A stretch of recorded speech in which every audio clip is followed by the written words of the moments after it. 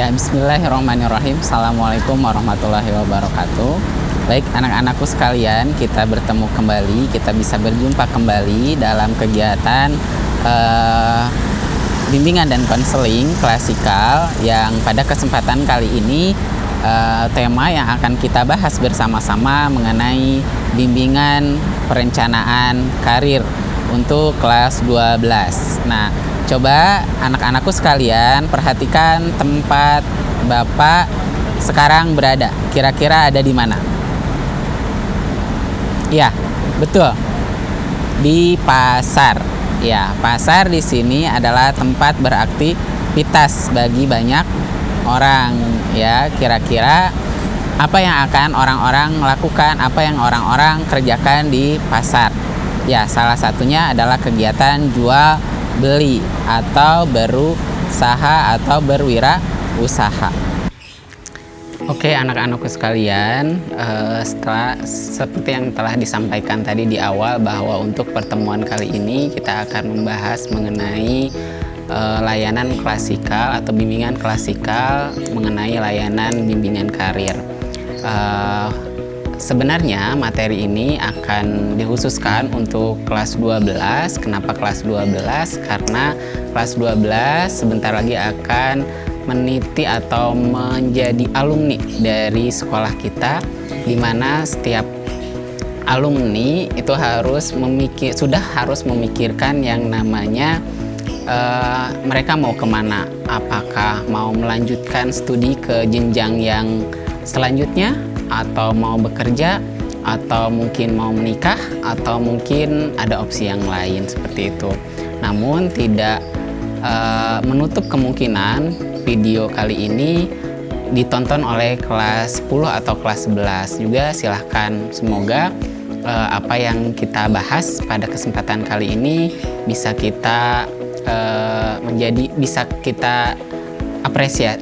apresiasi, bisa menjadi bekal bagi kita, terutama untuk kelas 12. Nah, seperti yang sudah disampaikan tadi di awal bahwa kita akan berbicara mengenai perencanaan karir. Ya, kenapa perencanaan karir? Kenapa karir harus direncanakan? Ya, karena sesuatu yang tanpa direncanakan biasanya akan kacau, memiliki yang namanya satu permasalahan. Nah, untuk menghindari yang namanya permasalahan yang akan timbul, nah, kita buat sebuah perencanaan. Salah satunya adalah perencanaan karir. Nah, sebelum kita masuk ke perencanaan karir, coba ada yang tahu sebenarnya karir itu apa sih? Betulkah yang namanya karir itu adalah sebuah pekerjaan? Iya. Ya, yang namanya karir identik dengan yang namanya pekerjaan. Seseorang bekerja berarti dia berkarir. Namun secara detailnya yang namanya karir itu bukan hanya sebuah pekerjaan, bukan hanya sebuah profesi, tapi banyak ya. Tapi yang disebut karir di sini adalah suatu kedudukan, rangkaian pekerjaan atau posisi yang pernah dilalui atau diduduki oleh seseorang sebagai tugas yang pernah dia lakukan. Ya, untuk di sekolah, karir itu bisa diartikan jenjang pendidikan seperti kita yang dulu pernah belajar di SD, SMP, kemudian sekarang di SMA atau di aliyah. Nah, itu adalah jenjang karir. Jadi meningkat, tidak stuck di satu posisi. Seperti itu. Setelah kita tahu yang namanya karir di sini, kita rencanakan mau kemana kita setelah lulus sekolah atau lulus dari Madrasah Aliyah Yupi ini. Mungkin ada pilihannya yang kuliah, ada yang pilihannya bekerja, ada yang pilihannya menikah. Nah, pilihan yang paling bagus atau pilihan yang paling optimal itu adalah kuliah. Namun ketika kita kuliah, ada beberapa hal yang harus kita rencanakan, ada beberapa hal yang harus kita persiapkan. Yang pertama, ketika kita hendak kuliah, ketika kita mau kuliah, kita harus memikirkan atau melihat dulu minat dan bakat kita. Minat dan bakat kita itu ada di mana? Atau passion kita itu ada di mana? Sehingga kita akan merasa senang, kita akan merasa enjoy ketika kita menjalani perkuliahan. Berbeda dengan yang namanya ketika kita kuliah tapi bukan passion kita, bukan keinginan kita, bukan minat bakat kita, maka kita akan merasa terpaksa ada di situ. Dan ketika kita merasa terpaksa, maka kita akan merasa tidak nyaman. Ketidaknyamanan itulah yang akan biasanya menjadi sumber permasalahan ketika kita melanjutkan perkuliahan atau melanjutkan studi. Kemudian selain minat dan bakat, kita juga harus memperhatikan jenjang di perguruan tinggi kita yang akan kita pilih. Apakah mau diploma atau mau sarjana? Perbedaan diploma dengan sarjana itu pada kajian keilmuannya. Untuk diploma itu lebih diutamakan kepada praktek, kepada penempatan atau pemberian skill. Sementara untuk program sarjana itu lebih ke analisis keilmuan, seperti itu. Nah, selain untuk jenjangnya, kita juga harus pikirkan kita mau kuliah di mana. Kita harus rencanakan mau di mana. Mau di negeri kah atau mau di swasta kah? Ya. Kalau masalah di negeri sudah pasti ya ada yang namanya identitas universitasnya. Kita bisa lihat dari profil universitasnya. Kalau dari swasta, kita bisa lihat dari segi akreditasinya. Apakah itu akreditasinya sudah bagus, A atau B atau yang lain, tapi diusahakan ketika kita mau melanjutkan studi atau mau kuliah, kita ambil kampus atau program studi yang minimal itu sudah terakreditasi B. Kenapa terakreditasi B? Ya, supaya kita ketika kita lulus dari kampus tersebut atau dari program studi tersebut, kita tidak kalang kabut lagi untuk mencari pekerjaan. Biasanya untuk akreditasi di bawah B itu rada susah ketika kita mencari pekerjaan. Kemudian selain dari kampusnya, kita juga harus mempertimbangkan biaya atau siapa yang akan membiayai kita kuliah. Apakah dari orang tua kita, apakah dari kita sendiri, ataupun dari beasiswa. Itu yang harus kita perhatikan. Selanjutnya, pilihan yang kedua itu adalah bekerja. Ya, selain kuliah, selain berkuliah, kita juga bisa bekerja. Pilihan bekerja ini bukan satu pilihan yang tidak bagus, ya. Tapi diutamakan terlebih dahulu kita pilih yang pertama, melanjutkan studi atau melanjutkan kuliah. Nah, masalah untuk bekerja itu biasanya timbul di lowongan pekerjaan. Setiap tahun siswa yang lulus dari SMA atau dari SMK atau dari aliyah itu ribuan, banyak sekali.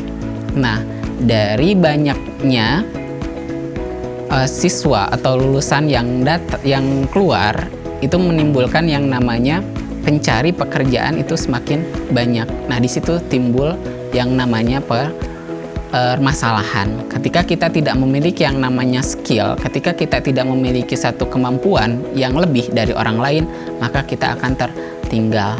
Maka oleh sebab itu, pilihan yang paling bagus ya kita pilih opsi yang pertama, yaitu melanjutkan studi atau melanjutkan kuliah. Kenapa? Ya karena untuk jajaran sekarang minimal untuk dapat pekerjaan yang memang sesuai dengan keinginan kita, sesuai dengan harapan kita, ya minimal kita harus punya ijazah S1.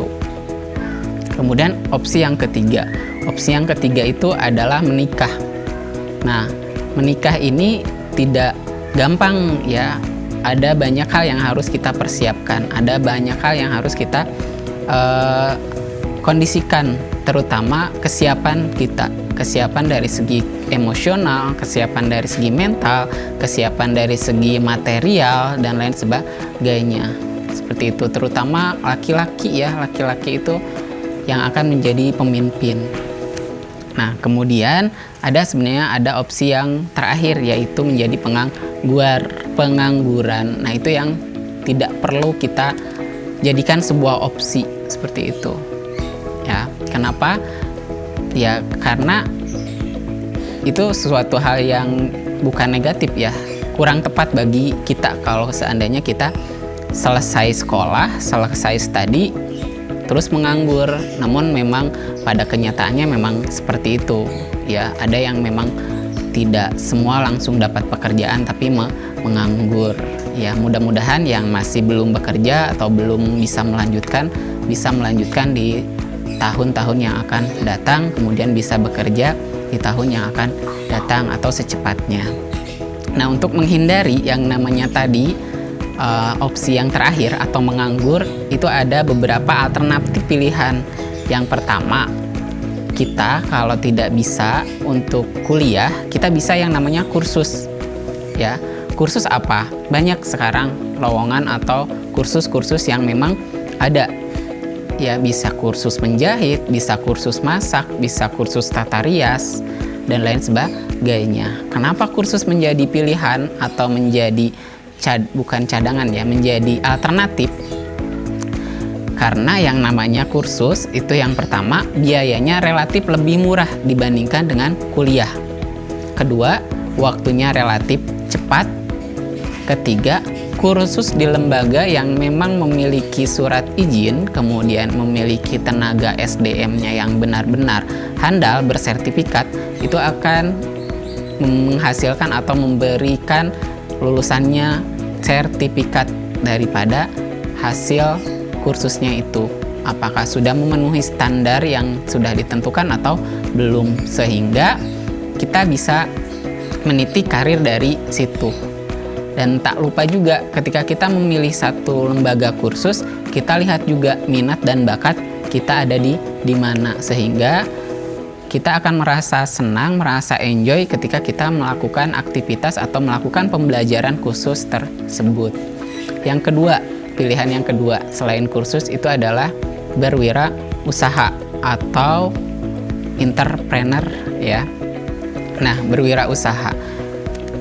Kebanyakan orang berpikiran berwirausaha itu butuh yang namanya modal yang besar, butuh yang namanya kemampuan yang banyak, butuh kemampuan atau pendidikan yang tinggi. Hakikatnya tidak seperti itu ya. Ketika kita ada kemauan, ketika kita ada yang ingin kita capai, ketika kita ingin sukses, pasti ada jalannya. Termasuk ketika kita berwirausaha dengan modal beberapa ratus ribu pun, kalau kitanya memang mau untuk berwirausaha, ya insya Allah bisa jalan seperti itu. Karena yang paling utama, yang paling diperlukan pada saat untuk membangun sebuah usaha itu adalah kemauan. Kemauan apa? Kemauan untuk berusaha, bukan kemauan untuk mendapatkan hasil yang langsung besar. Ya, kebanyakan kita sekarang itu ingin langsung mendapatkan hasil yang besar. Ketika kita membangun sebuah usaha, sama halnya dengan ketika kita melihat proses pertumbuhannya seseorang bayi. Mulai dari dia kecil, kemudian menjadi anak-anak, kemudian dia menjadi remaja, kemudian dia dewasa, kemudian dia tua. Sama halnya ketika kita membangun sebuah usaha. Jadi dimulai dari hal yang terkecil. Yang paling utama, yang paling harus kita utamakan dari wirausaha itu adalah kemauan terlebih dahulu. Yang ketiga, alternatif yang ketiga itu adalah dengan kita membuat atau menjadi pengusaha sendiri atau usaha sendiri, atau biasa disebut dengan freelance. Nah, freelance dengan wirausaha ini berbeda ya. Kalau freelance itu dia tidak memiliki yang namanya atasan atau bos, jadi dia bekerjanya sendiri. Contohnya seperti apa? Nah, sekarang banyak orang meminta untuk membuatkan yang namanya spanduk, banyak orang yang meminta membuat sebuah desain kepada kita. Nah, itu adalah sebuah usaha atau sebuah pekerjaan freelance yang apabila kita mau, banyak di internet lowongan-lowongan atau iklan-iklan yang memajang yang membutuhkan yang namanya seseorang freelance ya, seperti itu. Nah, untuk untuk menjadi seorang wirausaha atau menjadi seorang karir yang hebat, ini ada rumusnya. Rumus ini dikatakan atau disampaikan oleh Richard Ryder, ya, seorang konsultan karir dari Amerika Serikat. Dia membuat sebuah rumus. Rumusnya itu adalah T plus 2P plus E plus P, ya. Yang pertama itu T. T itu talent atau bakat, ya. Jadi ketika kita akan berkarir, ketika kita akan melakukan sebuah pekerjaan yang ingin betul-betul dicapai, kita harus lihat dulu talent kita, kemampuan kita, bakat kita itu ada di mana. Yang kedua ada P. Pertama, yaitu passion. Passion itu sama dengan keinginan. Jadi keinginan kita itu ada di mana? Ya, keinginan kita itu seperti apa? Kemudian P yang kedua itu ada purpose atau tujuan. Jadi seseorang itu memiliki sebuah tujuan, memiliki apa yang ingin dituju. Kemudian yang selanjutnya ada E. Ya, E itu improvement. Improvement itu lingkungan. Nah, lingkungan ini akan membentuk seseorang, ya. Lingkungan seperti apa? Tentunya lingkungan yang positif dan negatif.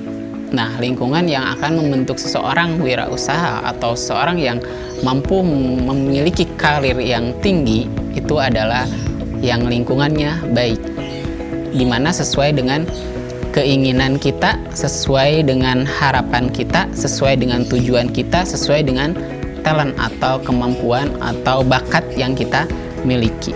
Kemudian selanjutnya vision atau visi, ya, yaitu pandangan ke depan atau cita-cita ke depannya itu seperti apa kita inginkan. Ya, nah dari rumus tersebut akan menjadi sebuah pemacu untuk kita menjadi seorang orang yang memiliki mutu yang tinggi atau nilai yang tinggi di hadapan masyarakat ataupun di hadapan kita sendiri. Baik, untuk kali ini mungkin itu saja yang bisa saya sampaikan. Terima kasih atas perhatiannya. Semoga apa yang kita bahas pada pertemuan kali ini ada guna dan manfaatnya. Terakhir, kata-kata untuk kita semua, semoga menjadi sebuah motivasi untuk kita semua. Mulailah mengenal dirimu, asah bakat dan potensimu sebagai awal meniti karir. Ya, itu saja. Terima kasih. Bila taufiq wal hidayah. Assalamualaikum warahmatullahi wabarakatuh.